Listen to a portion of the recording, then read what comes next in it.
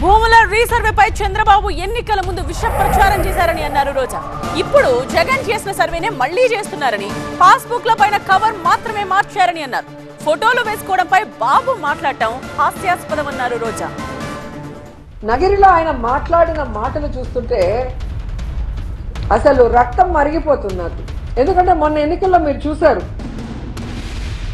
భూముల రీసర్వేని భూతద్దంలో చూపించి దానికి విషాన్ని జోడించి మీ భూముల్ని జగన్మోహన్ రెడ్డి గారు కాజేస్తారు అని చెప్పి ఎంత విష ప్రచారం చేశారో మనం అందరం కూడా గమనించాం.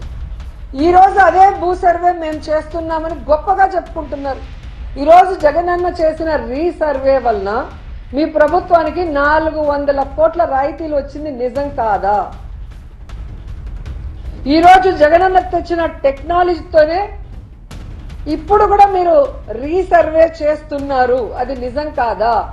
ఈరోజు జగనన్న ఇచ్చిన QR కోడ్ పాస్ పుస్తకాలనే మీరు మళ్ళీ తీసుకొని వాటికి అట్టలు మార్చి కాపీ కట్ లాగా నువ్వు దాన్ని ఇస్తున్నది నిజం కాదా అని అడుగుతున్నా.